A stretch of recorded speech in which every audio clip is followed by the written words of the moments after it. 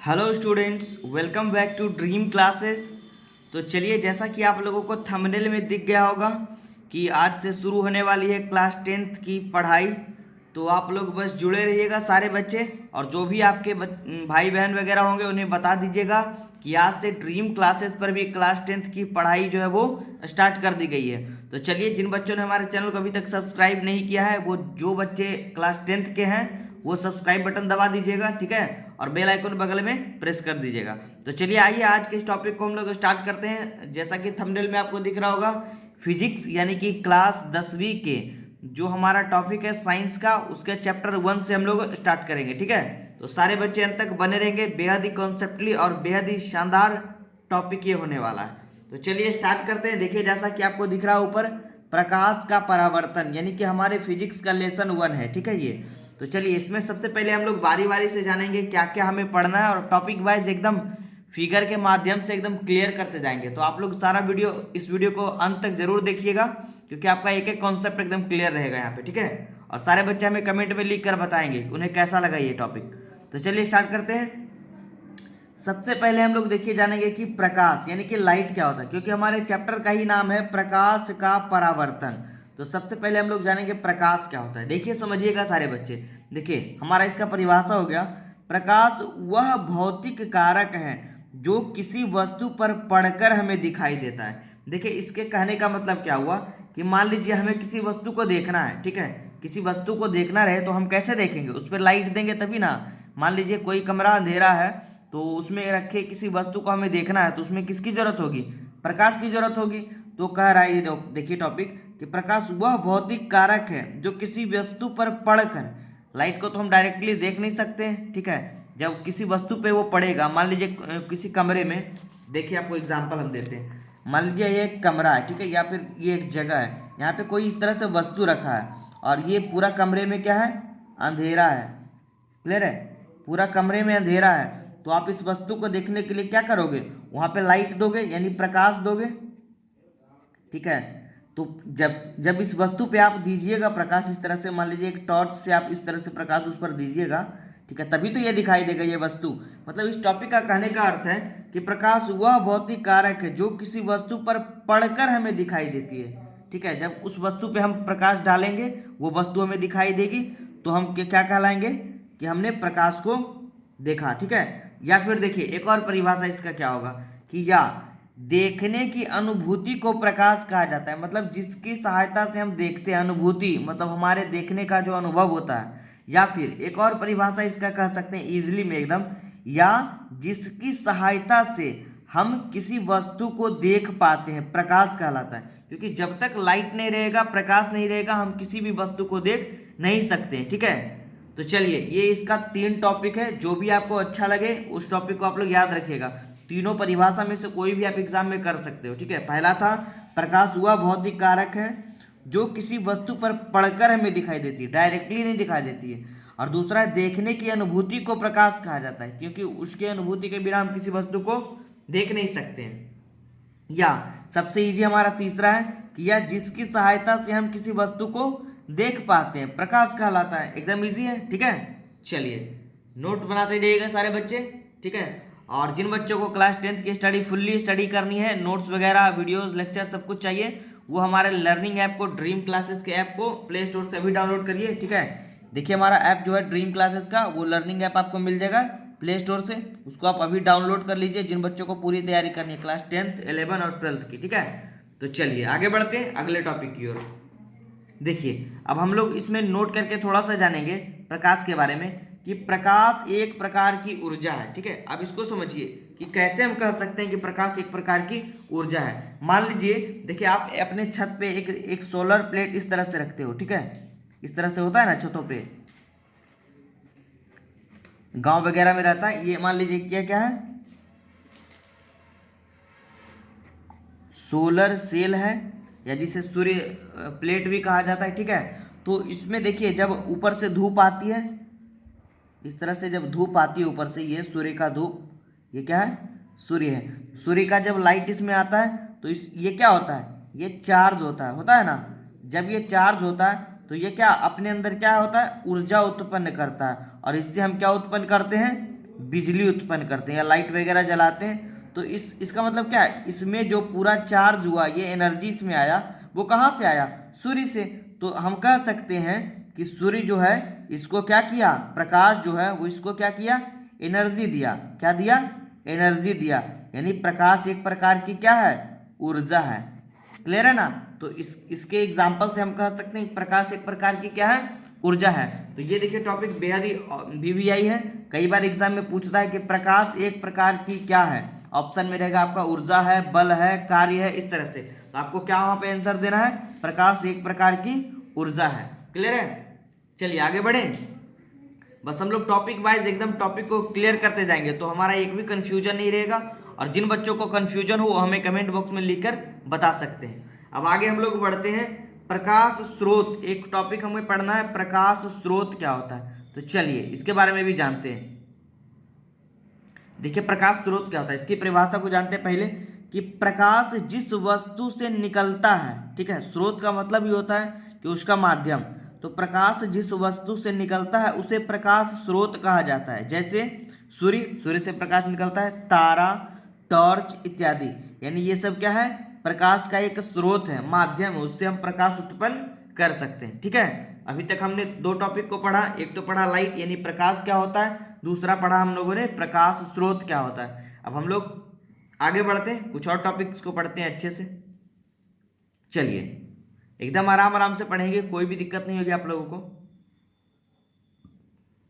अब अगला टॉपिक हमें पढ़ना है, देखिए प्रदीप्त पिंड। ठीक है, तो इसकी परिभाषा को जानते हैं। प्रदीप्त पिंड क्या होता है, या इसे हम लोग दीप्तिमान पिंड भी कहते हैं या दीप्त पिंड भी कहते हैं। तीनों एक ही का नाम है, दीप्त पिंड, दीप्तिमान पिंड या प्रदीप्त पिंड। तीनों में से कुछ भी है, यही परिभाषा बोलना है कि वैसा वस्तु जो प्रकाश उत्सर्जित करते हैं। उत्सर्जित का मतलब निकालते हैं बाहर, क्या कहलाते हैं, प्रदीप्त पिंड या दीप्त पिंड या दीप्तिमान पिंड कहलाते हैं। जैसे देखिए सूर्य कैसा पिंड है, प्रदीप्त पिंड, क्योंकि ये सूर्य जो है लाइट को क्या करता है, उत्पन्न करता है या उत्सर्जन करता है, मतलब अपने से बाहर निकालता है। दूसरा हो गया बिजली का जलता बल्ब। ठीक है, यहाँ पे बल्ब नहीं देना, जलता बल्ब, क्योंकि जलेगा तभी तो वो लाइट उत्पन्न करेगा।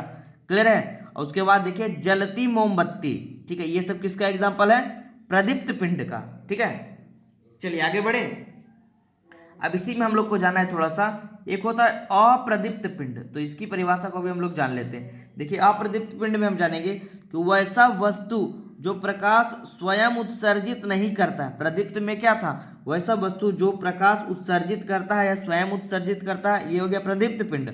और अप्रदीप्त पिंड में हो गया वैसा वस्तु जो प्रकाश स्वयं उत्सर्जित नहीं करते हैं, अप्रदीप्त पिंड कहलाते हैं। जैसे में कुछ भी ले सकते हैं, टेबल, कुर्सी, पुस्तक, पेड़ पौधे इत्यादि। ठीक है, यहाँ पे देखिए अभी पेड़ पौधे का एग्जाम्पल भी है, तो वो भी आप लोग नोट कर लीजिएगा। ठीक है, चलिए आगे बढ़े।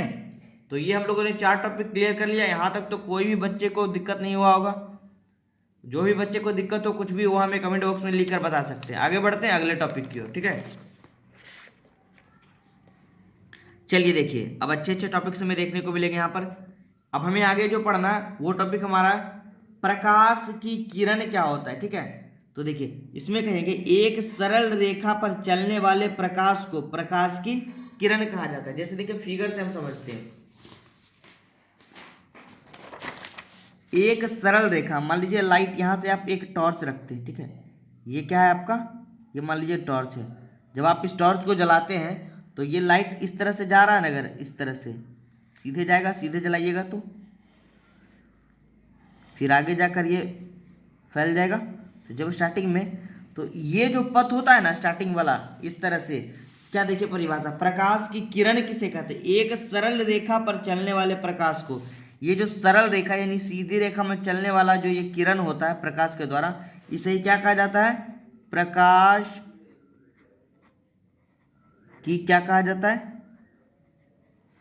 किरण। क्लियर है, प्रकाश की किरण कहा जाता है। ये हमारा क्या था, टॉर्च था, जिससे कि हम प्रकाश उत्पन्न कर रहे थे। ठीक है, तो देखिए इसका परिभाषा कह रहा है कि एक सरल रेखा पर चलने वाले प्रकाश को प्रकाश की किरण कहा जाता है। ये देखिए फिगर से एक टॉर्च को हमने जलाया, इस तरह से लाइट जा रहा है इस तरह से, तो ये सीधी रेखा में जा रही है, तो ये क्या कहलाएगी, प्रकाश की किरण। ठीक है, क्लियर है। आगे बढ़ते हैं अगले टॉपिक की ओर।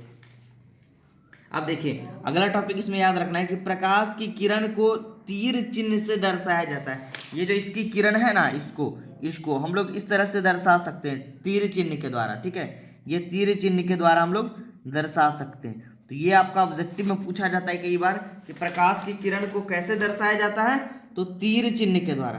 क्लियर है? चलिए अब देखिए, अब इसमें क्या समझना है, एक टॉपिक और अगला इसमें समझना है। अब किरण पुंज क्या होता है, देखिए कह रहा है इसमें इसका परिभाषा कि प्रकाश की किरणों के समूह को, ये देखिए ये हमने जो अभी पढ़ा, ये प्रकाश की किरण हर एक प्रकाश की किरण है अलग अलग। ये देखिए एक प्रकाश की किरण हो गए, दो प्रकाश की किरण हो गए, जितना बार ये निकला सीधी रेखा में एक लाइन क्या कहलाया, प्रकाश की किरण। और जब ये लाइन बहुत सारा हो गया तो इन सारे को बोलने के लिए हम क्या कहेंगे, इसको प्रकाश का ये क्या कहलाएगा, प्रकाश का किरण पुंज। ठीक है, ये पूरा क्या कहलाएगा, पूरा लाइन ये प्रकाश की किरण पुंज कहलाएगा। यानी प्रकाश की किरणों के समूह को, जो इस किरण का जो पूरा ये समूह होगा, ये पूरा ये क्या कहलाएगा, प्रकाश का किरण पुंज कहलाएगा। ठीक है, चलिए आगे बढ़े। अब देखिए इसमें जानेंगे कि किरण पुंज जो है वो 3 प्रकार के होते हैं। ठीक है, किरण पुंज जो अभी हमने समझाया फिगर से, वो 3 प्रकार के होते हैं। पहला अपसारी किरण पुंज, समांतर किरण पुंज और अभिसारी किरण पुंज। अब देखिए बारी बारी से इसमें तीनों को हम समझेंगे। ये अपसारी किरण पुंज क्या होता है, समांतर किरण पुंज क्या होता है और अभिसारी किरण पुंज क्या होता है। क्लियर है? चलिए यहाँ तक कोई दिक्कत नहीं हुआ होगा, बस आप लोग अच्छे से देखते जाइएगा सारा वीडियो अंत तक, आपका एक भी कंफ्यूजन नहीं रहेगा। तो आज से आपको साइंस बहुत ही ईजी लगेगा, खास करके फिजिक्स इतना ईजी लगेगा कि आप 12th वाले बच्चे भी फिर से 10th का क्लास स्टार्ट कर देंगे कि चलिए सर हम भी पढ़ लेते, मेरा भी छूट गया था। ठीक है, चलिए अब हम लोग इस पहले टॉपिक पे बात करेंगे कि ये अपसारी किरण पुंज क्या होता है और ये कैसे होता है। चलिए सबसे पहला टॉपिक देखिए हमारा है, यहाँ पे देखिएगा आप लोग सारे बच्चे, फिर फिगर से भी हम इसको समझाएंगे। परिभाषा सबसे पहले जान लेते हैं कि इस प्रकार के किरण पुंज में प्रकाश की किरणें एक बिंदु स्रोत से निकलकर फैलती चली जाती है। जैसे देखिए यहाँ पे प्रकाश है और इससे सारा लाइट इस तरह से निकल रहा है ना, और इस तरह से देखिए फैलते जा रहा है। मान लीजिए आप एक टॉर्च जलाओगे, इस तरह से देखिएगा, समझिएगा। इसी टॉर्च को अभी आप जला रहे थे, जिसे पीछे जला रहे थे, इस टॉर्च को आप जलाओगे लाइट में, तो इस तरह से निकलेगा ना प्रकाश, ऐसे भी जाएगा सीधे भी जाएगा और ये इस तरह से आगे जाकर क्या होगा, इस तरह से फैलते जाता लाइट। ठीक है ना, तो इसे ही हम लोग क्या कर सकते, मतलब देखिए एक बिंदु से यहाँ से निकल रहा है प्रकाश, निकल रहा है ना, इस बिंदु से प्रकाश निकल रहा है और इस तरह से फैलते जा रहा है चारों तरफ, तो इसे हम लोग क्या कहेंगे, अपसारी किरण पुंज। क्या कहेंगे, अपसारी किरण पुंज। ये देखिए, ठीक है, क्लियर है। चलिए अब दूसरा जानते हैं।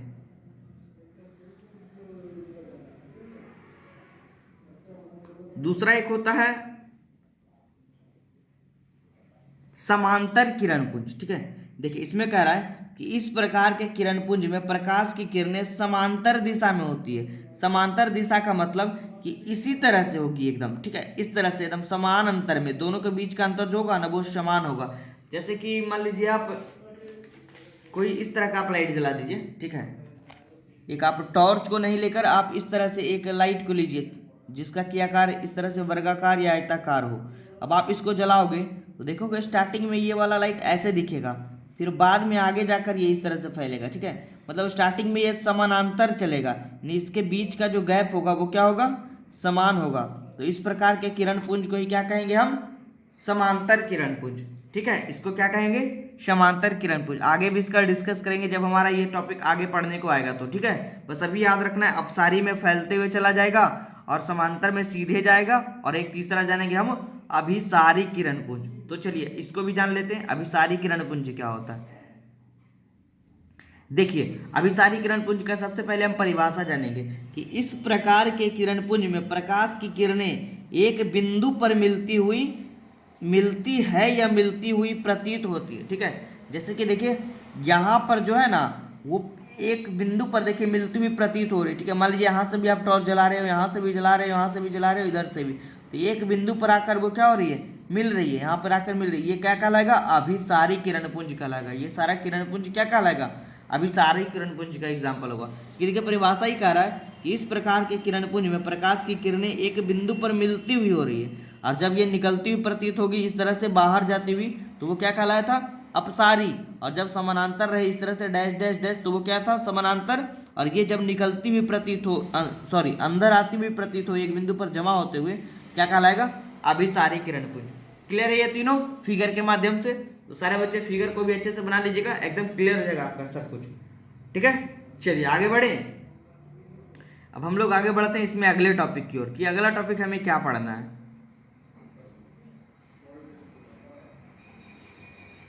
अगला टॉपिक हमें जो पढ़ना है वो पढ़ना है, देखिए पारदर्शी पदार्थ क्या होता है। ठीक है, चलिए तो पारदर्शी पदार्थ में जानते हैं इसका परिभाषा कि वैसा पदार्थ जिससे प्रकाश आसानी से आर पार हो जाता है। मतलब उस पदार्थ से जो है ना प्रकाश आर पार हो जाता है। जब हम टॉर्च वगैरह जलाएंगे तो उससे प्रकाश क्या होगा, आर पार हो जाए, दिखलाई देगा, तो वो क्या कहलाएगा, पारदर्शी पदार्थ कहलाएगा। जैसे कि हम लोग पानी कह सकते हैं, हवा कह सकते हैं, कांच कह सकते हैं, इन सब से क्या होता है, प्रकाश आर पार चला जाता है। ठीक है, कभी देखिएगा आप एक्सपेरिमेंट करके घर में कि देखिएगा हवा वगैरह में क्या होता है, जहाँ कहीं भी टॉर्च जलाते हो तो इधर से उधर चला जाता है, कहीं भी दिखाई देता है ना।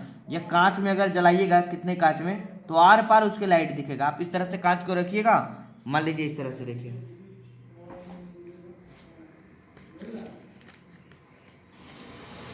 आप मान लो कि ये एक कांच है। ठीक है, आप ये मान लो कि एक कांच है और इसमें आप इस तरह से टॉर्च को आप जलाइएगा तो देखिएगा इसके आर पार इधर से भी बाहर से भी आपको इधर से भी क्या होगा, लाइट दिखाई देगा कुछ कुछ, तो उसे हम लोग क्या कहेंगे, पारदर्शी पदार्थ। क्लियर है। अब देखिए इसका दूसरा परिभाषा हम लोग को पढ़ना है, अपारदर्शी पदार्थ। तो इसमें इसका जस्ट अपोजिट हो जाएगा कि वैसा पदार्थ जिससे होकर प्रकाश आर पार नहीं हो सके क्या कहलाएगा, अपारदर्शी पदार्थ कहलाएगा। जैसे में हम लोग कह सकते हैं, कुछ भी ले सकते हैं, ईंट पत्थर, देखिए आपका एग्जाम्पल यहाँ पे दिख रहा होगा, जैसे में पत्थर, लोहा, लकड़ी इत्यादि।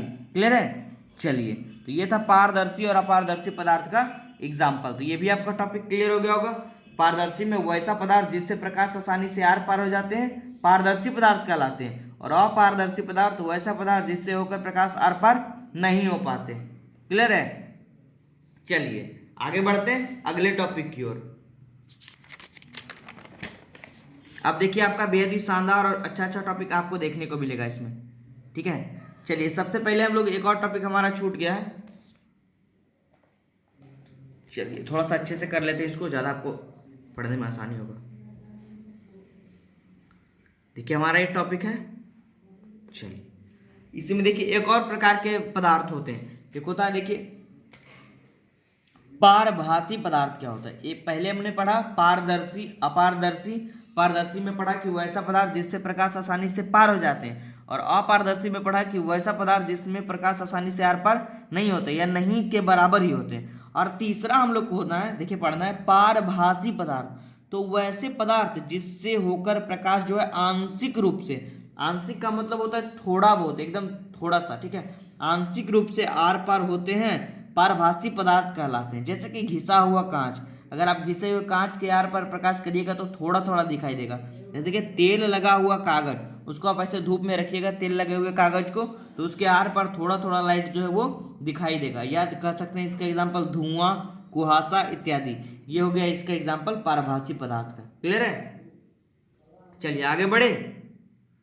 अब हम लोग पढ़ते हैं इस टॉपिक के सब बेहद ही शानदार और बेहतरीन प्रश्नों में से एक, जो कि कई बार एग्जाम में पूछा जा चुका है। तो जिन बच्चों का ये टॉपिक एकदम क्लियर हो गया होगा वो बताते चलेंगे हमें, तो आप लोग इसमें बने रहिएगा अंत तक, क्योंकि ये टॉपिक हम लोग एकदम आज क्लियर करने वाले हैं। देखिए हम लोगों ने भी करवा दिया अभी कि प्रकाश का परावर्तन क्या होता है। टॉपिक का नाम ही था हमारा चैप्टर का, प्रकाश का परावर्तन। ठीक है, तो चलिए इसको हम लोग एकदम ईजी वे में समझेंगे, एकदम आसान तरीके से, कि आपको फिगर भी याद रह जाएगा और परिभाषा भी अपने आप याद रह जाएगा, रटने की जरूरत ही नहीं है। चलिए सबसे पहले इसकी परिभाषा को जानते हैं। देखिए इसका परिभाषा कहता है कि जब प्रकाश की किरण के बारे में हम लोगों ने पढ़ा पीछे, कि जब प्रकाश की किरण किसी परावर्तक सतह से टकराकर वापस लौट जाती है तो लौटने की इस क्रिया को ही हम क्या कहते हैं, प्रकाश का परावर्तन कहते हैं। ठीक है, जैसे कि देखिए आपको फिगर में दिख रहा होगा,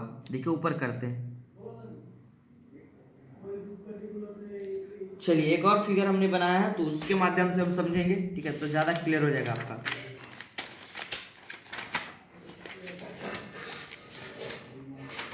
जी हाँ, चलिए यही वाला फिगर हमने बनाया। देखिए परिभाषा हमने क्या पढ़ा कि जब प्रकाश, चलिए और ऊपर थोड़ा सा कर लेते हैं, चलिए ठीक है। जब प्रकाश की किरण किसी परावर्तक सतह से टकराकर वापस लौट जाती है, ये देखिए प्रकाश की किरण इस तरह से आई और ये देखिए परावर्तक सतह है। अब हम लोग परावर्तक सतह के बारे में भी जानेंगे क्या होता है। देखिए प्रकाश, ये सूर्य है और सूर्य से देखिए प्रकाश इस तरह से आ रही है और ये परावर्तक सतह से टकराई और इस तरह से इधर वापस लौट गई। तो इस पूरी घटना को ही, प्रकाश के इस लौटने की क्रिया को ही क्या कहते हैं, प्रकाश का परावर्तन कहा जाता है। देखिए जब प्रकाश की किरण किसी परावर्तक सतह से टकराकर वापस लौट जाती है तो लौटने की इस क्रिया को ही क्या कहते हैं, हम प्रकाश का परावर्तन कहते हैं। अब हम लोग जानते हैं परावर्तक सतह क्या होता है, मतलब कि ये क्या होता है। ये देखिए परावर्तक सतह होता है, ये जो लाइन है ऊपर से खींचा हुआ, ये क्या होता है, परावर्तक सतह। अब इसको हम कैसे समझेंगे, देखिए इसका परिभाषा पहले कि परावर्तक सतह वैसा सतह जिससे प्रकाश आर पार न हो सके, क्या कहलाता है, परावर्तक सतह। मतलब कि अगर इस पे देखिए ये जो सूर्य से आने वाली किरण इस पे पड़ रही है वो इसके आर पार नहीं हो रही है। अगर आर पार हो जाती है तो ये इधर चला आता ना, तो ये नहीं हो रही, इससे टकराकर ये वापस लौट रही है। मतलब इस परावर्तक सतह से जो है प्रकाश आर पार नहीं हो पाती है। यही हो गया इसका परिभाषा, ठीक है। तो ये था प्रकाश का परावर्तन। देखिए फिगर वही वाला हमारा नीचे बना हुआ है, तो जिन बच्चों को दिक्कत हो वो अच्छे से बना लीजिएगा, ठीक है। अब हम लोग इसमें देखिए बारी बारी से पढ़ेंगे कि इसमें आपतित किरण, परावर्तित किरण वो क्या होता है, अच्छे से समझेंगे। यहाँ पे हमने फिगर के माध्यम से अभी समझा प्रकाश के परावर्तन को। फिर से देखिए रिवीजन कर रहे हैं, हमारा परिभाषा क्या था, देखिएगा समझिएगा। परिभाषा था कि जब प्रकाश की किरण किसी परावर्तक सतह से, जब प्रकाश की किरण जो कि सूर्य से आ रही है किसी परावर्तक सतह से टकराकर इस तरह से वापस लौट जाती है तो इस पूरी लौटने की घटना को ही क्या कहा जाता है, प्रकाश का परावर्तन कहा जाता है। अब हम लोग देखिए इसमें जानेंगे 3-4 टॉपिक होता है जिसको कि अच्छे से जानना होता है। आपतित किरण क्या होता है, ये आपतन कोण क्या होता है, परावर्तन कोण क्या होता है, आप परावर्तित किरण क्या होता है, आपतन बिंदु क्या होता है, परावर्तक सतह के बारे में तो हम लोगों ने पढ़ा ही, ऊपर अभिलंब क्या होता है, ठीक है। चलिए अब सबसे पहले इसके 2 नियम को भी हम लोग जान लेंगे, उसके बाद हम लोग इसमें आगे बढ़ेंगे, ठीक है। तो चलिए इसके 2 नियम होते हैं, याद रखेंगे सारे बच्चे, कई बार ये एग्जाम में पूछता है जी, ठीक है। चलिए इसके आगे हम लोग बढ़ते हैं, फिर फिगर को लेकर के चलेंगे। फिगर को एकदम दिमाग में रखिएगा आप लोग, फिर हम आगे एकदम फिगर से ही पढ़ाई करेंगे। देखिए कह रहा है प्रकाश के परावर्तन के 2 नियम होते हैं। कितने नियम होते हैं, 2 नियम। देखिए पहला क्या होता है, आपतित किरण, परावर्तित किरण एवं आपतन बिंदु पर खींचा गया लंब तीनों एक ही समतल में होते हैं। देखिए इसके कहने का अर्थ क्या हुआ, देखिए हमारा फिगर देखिए, सबसे पहले तो आप लोग जानिए, देखिए ये हमारा आपतित किरण हो गया, परावर्तित किरण इधर जो गया, और ये अभिलंब, तीनों क्या देखिए एक ही तल में है, इसी तल में है ना। ये देखिए आपतित किरण यहाँ आकर जमा हुआ, या अभिलंब यहाँ आकर जमा हुआ, और ये परावर्तित किरण। तो पहला नियम हमारा यही कह रहा है कि आपतित किरण, परावर्तित किरण और आपतन बिंदु पर खींचा गया अभिलंब तीनों क्या होते हैं, एक ही तल में होते हैं। पहला नियम देखिए क्या कह रहा है, आपतित किरण, परावर्तित किरण एवं आपतन बिंदु पर खींचा गया अभिलंब जो होता है वो तीनों एक ही समतल में होते हैं। फिर हम लोग आपतित किरण, परावर्तित किरण इन सब के बारे में अच्छे से अभी नीचे पढ़ेंगे कि इसका परिभाषा क्या होता है। पहले आप लोग समझ लीजिए नियम को। दूसरा नियम कहता है कि आपतन कोण परावर्तन कोण के क्या होता है, बराबर होता है, अर्थात कोण आई बराबर कोण आर। देखिए इसमें हमारा देखिए ये हमारा आपतन कोण बन रहा है ये वाला, और ये बन रहा है परावर्तन कोण। ये कोण आई और कोण आर आपस में क्या होते हैं, हमेशा बराबर होते हैं। यही दूसरा नियम कह रहा है प्रकाश के परावर्तन का। तो पहला नियम हमारा क्या बोला कि आपतित किरण, परावर्तित किरण और आपतन बिंदु पर खींचा गया अभिलंब तीनों क्या होते हैं, एक ही तल में होते हैं। और दूसरा नियम कह रहा था कि आपतन कोण, परावर्तन कोण के हमेशा क्या होते हैं, बराबर होते हैं। अब हम लोग पहले इसके परिभाषा को समझ लेते हैं तो हमारा ये टॉपिक एकदम क्लियर हो जाएगा, ठीक है। चलिए अब हम लोग देखिए बारी बारी से इसके टॉपिक्स को पढ़ लेते हैं कि जो जो हमें आया है इसमें। देखिए सबसे पहला टॉपिक हमारा आया आपतित किरण, कि आपतित किरण किसे कहते हैं, इसकी परिभाषा को आप लोग नोट कर लीजिएगा सारे बच्चे। देखिए आपतित किरण की परिभाषा होगा, सूर्य से आने वाली किरण को क्या कहते हैं, आपतित किरण। अब देखिए फिगर से हम समझते हैं। देखिए ये सूर्य है, इस तरह से ये लाइट इधर आ रही है, परावर्तक सतह पे पड़ रही है, तो ये वाला जो हमारा ये किरण है, ये जो इस तरह से आ रही है सतह पर, तो इसको क्या कहेंगे? आपतित किरण। तो इसकी परिभाषा क्या होगी? सूर्य से आने वाली किरण को क्या कहेंगे? आपतित किरण। क्लियर है? देखिए सूर्य से आ रही है तो सूर्य से आने वाली किरण को आपतित किरण। दूसरा हमारा है परावर्तित किरण। तो प्रकाश के परावर्तन के बाद लौटने वाली किरण को ही क्या कहते हैं? परावर्तित किरण कहा जाता है। समझिए, देखिए जब ये किरण आई आपतित किरण और परावर्तक सतह से टकराकर इस तरह से लौट गई, यानी प्रकाश के परावर्तन के बाद इस लौटने वाली किरण को क्या कहा जाता है? परावर्तित किरण कहा जाता है। क्लियर है?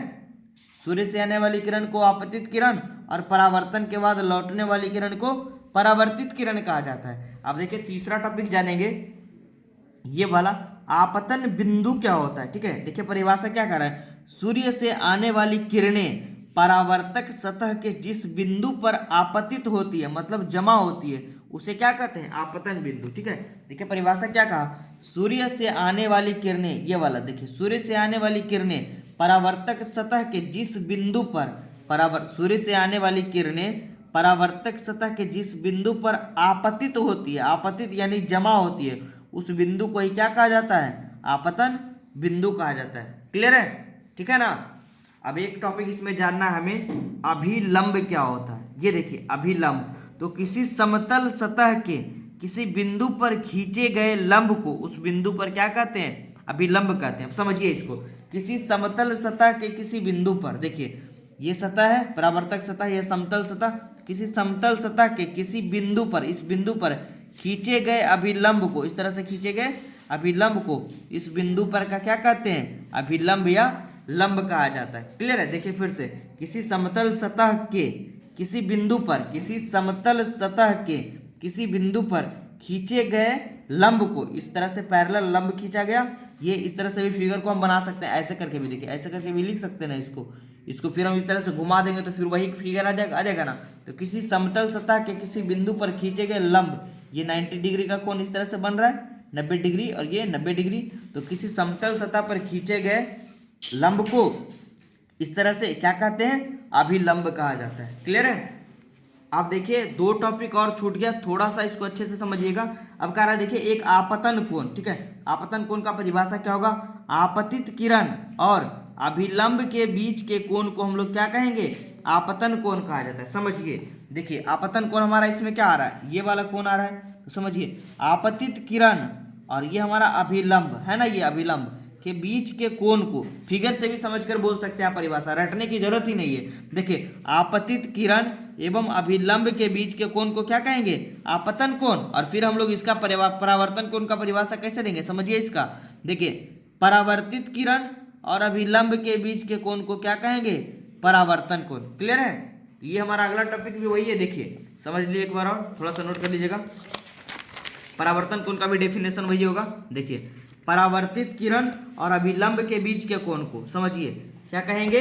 परावर्तन कोण। देखिए परावर्तित किरण, ये परावर्तित किरण और ये अभिलंब के बीच के कोण को क्या कहेंगे? परावर्तन कोण। क्लियर है? तो ये था हमारा आज का टॉपिक, प्रकाश का परावर्तन और उसके नियम और उससे रिलेटेड जितने भी तथ्य थे उसको हम लोगों ने इस वीडियो में पढ़ा। तो सारे बच्चे हमारे साथ जुड़े होंगे अंत तक, मुझे उम्मीद है। तो आप लोग हमें कमेंट बॉक्स में बताइएगा जरूर। इसके बाद हम लोग इसके बेहद ही शानदार टॉपिक्स जैसा कि प्रकाश का प्रतिबिंब के बारे में पढ़ेंगे, आभासी प्रतिबिंब, काल्पनिक प्रतिबिंब और अपवर्तन, आगे हम लोग को अगले चैप्टर में पढ़ना है। तो बस आप लोग जुड़े रहिए, सपोर्ट करते रहिए हमारे चैनल को, और सारे बच्चे हमें कमेंट में लिख कर बताएंगे कि उनको ये वीडियो कैसा लगा। ठीक है, और उम्मीद है मुझे कि जिन बच्चों को अच्छा लगा वो लाइक व शेयर जरूर करेंगे इस वीडियो को, और ज़्यादा से ज़्यादा हमारे चैनल के बारे में बताइए कि वहाँ पे क्लास 10th की स्टडी भी स्टार्ट कर दी गई है। ठीक है, तो thank you for watching this video. इसी तरह सपोर्ट करते रहिए ड्रीम क्लासेस को। ठीक है।